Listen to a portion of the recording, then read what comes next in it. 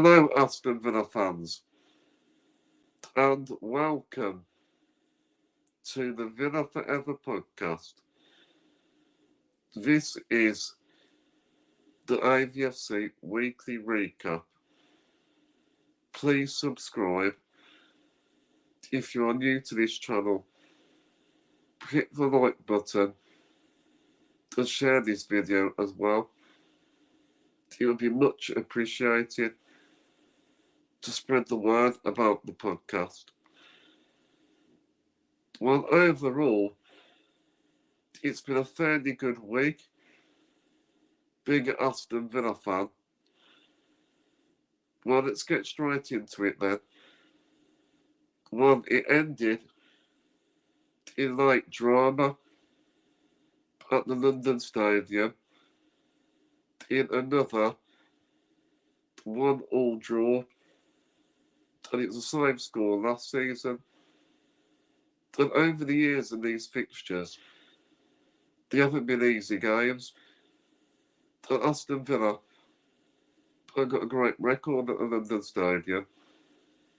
And there's always the outcome, what happens in this game, is usually we always draw against West Ham, which is a regular thing at the London Stadium. But in this 1-1 draw, it was a frustrating game. Majority of it. But despite that, I was very pleased with that. But you just want to take the draw and run away with it. But I was very pleased. We come away with an absolutely vital point, especially how hard this game was going to be. And it was a very hard game. But fair play to us for getting this vital point. But I'm so glad we didn't let this game slip away, even when we were struggling in the game. Well, there is so much to talk about, but where do I begin? Where do I start with it? Well, shortly, I will talk about the referee decisions. But let's talk about the actual game first. In the first half, I think we started quite well. We was completely dominant with possession, easily passing it around. I think at one point in the first half, I think we had 71% possession. So that was completely dominating the ball. Douglas Luiz and Yuri Tielemans orchestrated the midfield very well. And I thought Douglas and Luiz and Tielemans did okay. And even Douglas Luiz, as well as his passing, I mean, most of his work was good without the ball as well, which I was impressed with. We created some decent openings. Despite having a lot of possession, we didn't have much to show for it. And no matter how much possession you have, you need to make your possession count with taking your chances. So we didn't have much to show for it. In the first half, apart from a very good chance from informed striker Ollie Watkins, which was saved by West Ham goalkeeper Ariola. And before kick-off, I was pleased to see that Ollie Watkins was okay. I was back in the team again, which is a massive boost. Because going to the Ajax game, it was a real concern, in some discomfort. But at least he looks alright now, though, which is good news. The longer the half went on without Villa scoring, West Ham started to grow in confidence. But I think with West Ham, especially David Moyes, and we know West Ham do this quite a lot, but West Ham were quite happy with us passing the ball around, soaking up the pressure. And West Ham did wait for opportunities, and they did catch us on the counter-attack a few times, which was concerning. And they started to press us, which forced us into defensive errors and a lot of sloppy passes, which was disappointing. But I think with the defence, we was too casual, and we started to take a few risks in our own half, and we took too many touches at times, which was a real risk to take. I thought Clement Lenglet and Paul Torres both really struggled. They gave them away the ball a few times. And with someone like Torres, it wasn't like him either. But they were just under a lot of pressure. But I don't think it helps having two left-footed centre-backs, especially without Diego Carlos. Do we really miss Diego Carlos? Because he adds a bit of extra muscle in the team, and his physicality as well. But for West Ham, I thought their midfielder, or Paqueta, was West Ham's star man. He manipulated the ball magnificently, and he was a constant threat going forward. West Ham were piling the pressure as well. And Paqueta is a magnificent footballer for West Ham. And to be fair, West Ham have got some quality in their squad. And they kept piling the pressure with corners, West Ham, constantly. Also, Gerard Bowen and Kudus and Mikel Antonio, they looked very dangerous. We're going to talk about the first goal. It was just a fantastic cross from Vladimir Soufal. But I think Morgan Rogers, in that situation, should have done a lot better. He should have tried to stop the cross, but he didn't. And it wasn't very good defending. And once Antonio was in the box, he completely out-muscled the centre-backs, I thought. Well, let's talk about the second half then. In the second half, it was pretty much the same. And it was very similar at the start of it. So I did get a little bit worried at the start of the second half. That they weren't starting the front foot again, putting us under pressure, especially defensively. But then I thought we were a lot better in the second half, Aston Villa. We come out a better team. And I thought with Matty Cash coming on a substitute, we got further up the pitch, and which opened up more spaces in the wide areas. But Matty Cash in this game, I have to give him man of the match. He was excellent. He was very good going forward. But we'll have to speak about this as well. But Matty Cash in the second half, I think it's right at the end of the game, Matty Cash made a goal-saving challenge. He timed it to perfection. I mean, Matty Cash is an absolute warrior. If it wasn't for Matty Cash putting his foot in at the right time, West Ham would have definitely scored. So well done to Matty Cash. He really saved us.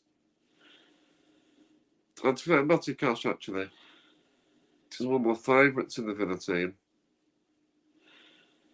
But I think with that goal-saving challenge, it really shows our fighting spirit. Either last-ditch tackles.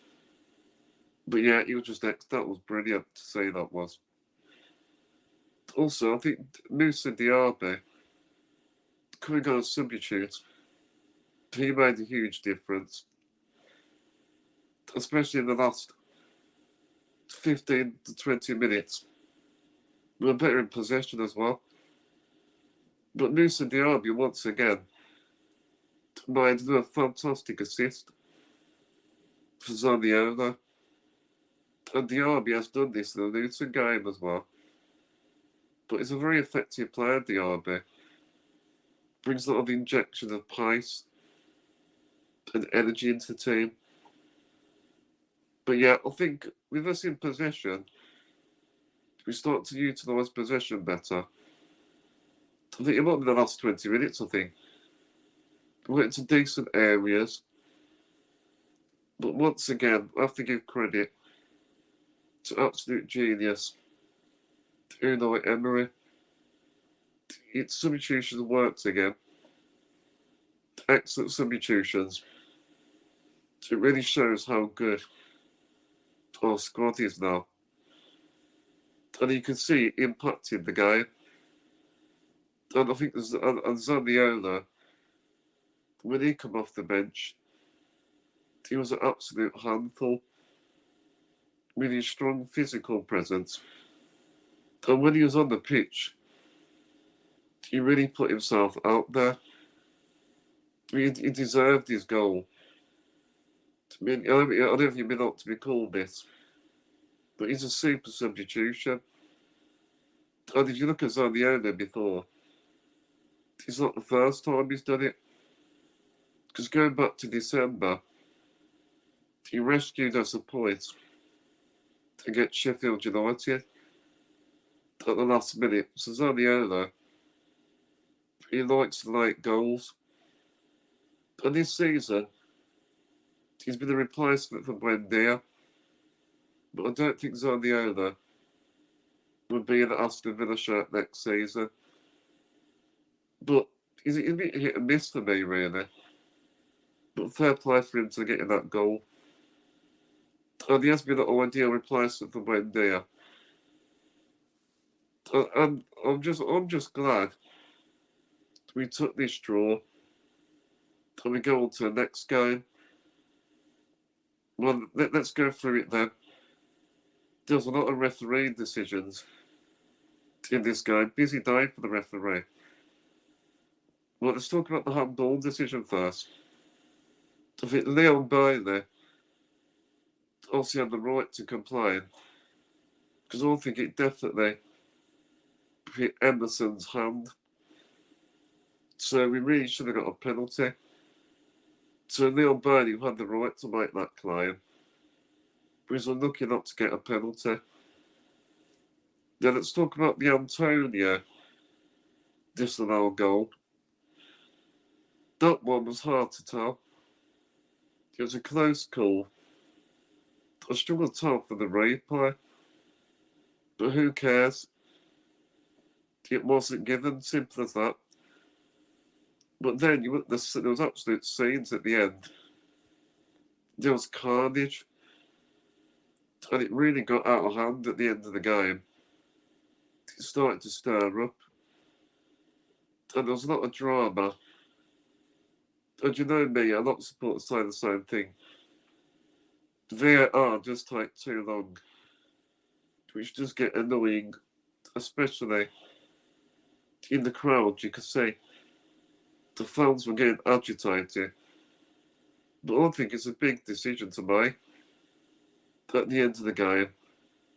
So I think a decision like that has to take a long time. So I'm so glad referee in this game Jared Gillette kept double checking this decision. So I'm so glad that he went to his monitor, which was actually good refereeing. So it was the right decision. When I watched the replay, what I saw, it definitely wasn't a handball. But you can see it was definitely a push on Esri Konsa from Sushek. So well done, referee. You got that right decision. It's a lot of pressure to make that decision, especially in the late stages of the game. So we were saved from VAR. Thank God for that. My heart was racing. So it was massive relief. Well, before I finish the podcast, I want to quickly talk about Thursday night. Well, I went to the game with my dad on Thursday night, which was against Ajax. I'll tell you what, it was a night to remember. The atmosphere was absolutely superb. To be watching the game, it was just wonderful. Football, what a wonderful football game. It was absolute class. Also, I enjoyed every single goal. With that Duran finish, I enjoyed that one. It went off the bar and went in. Duran hit that with some force. But we really put Ajax to the sword. I think you can tell me Ajax, they're definitely not the team they used to be. They've got no experience in their team at all. Their best player is probably Henderson. Apart from that, they haven't got anyone to worry us, really. Leon Bailey and Moussa Diaby were electric. And going back to John Duran, he made a huge impact. But we did see that John Duran played alongside Watkins against West Ham with the two together. I'm not sure what you think, Aston Villa fans, but I still don't think it works. Playing two at the top, two strikers together, it just doesn't work. But if you go back to when we had Danny Ings, that didn't work as well. So you have to let me know, guys, what you think of that. So yeah, I definitely don't think we should play Duran with Watkins, because as well, they're both very different players as well. But in this game, though, on Thursday, I was impressed with John Duran. He made a huge impact. But I think we have a very good chance winning the Conference League, especially with Unai Emery's record in Europe. Emery thrives on Europe. You can just tell he loves Europe. But as well as winning his Conference League, we need to make sure we get Champions League as well. That's what all the Aston Villa fans want. And we are 3 points clear of Tottenham, but there's still a long way to go. But we need to believe that we can do it. But on my Twitter, I actually did an in-detail write-up about this game. So you can see more detail about that. So you can feel free to have a look at it. If you go to Villa Forever Pod. Well, I'm going to wrap up this weekly recap. Thank you everyone for watching. Please subscribe and up the Villa.